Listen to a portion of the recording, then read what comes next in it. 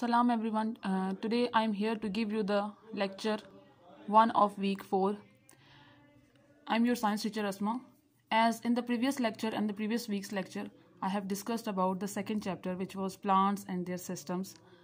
Today I am going to explain it in a different way, and I will give you some task about this lesson. So I have discussed that the physical structure of plants are very different. Plants are living organisms, as we all know, and they are the major part of the production of food for the production of food for all living organisms. I have discussed that the plants look different from each other, but now I am going to tell you that how to solve the questions given in the test yourselves. You have to study the whole lecture, whole lesson, and then solve the questions. And that these questions basically are very easy to solve. When you are going to read this whole paragraph, a root system holds a plant in place in the ground and also takes in water that is needed by the plant. There are two types of root systems. A taproot is a long thick root that grows straight down. A carrot is a good example of taproot. A fibrous root system consists of many roots growing in all directions.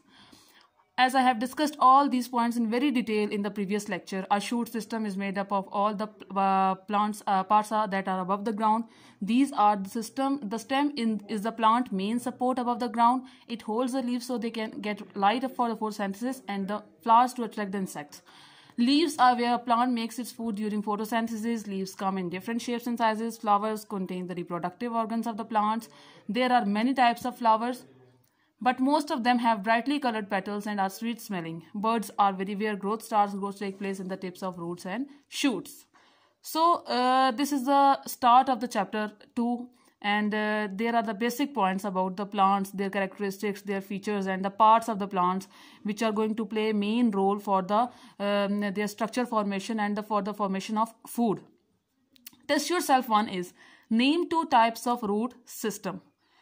When you are going to read this paragraph in detail, then you are going to understand that what are those 2 types of root system.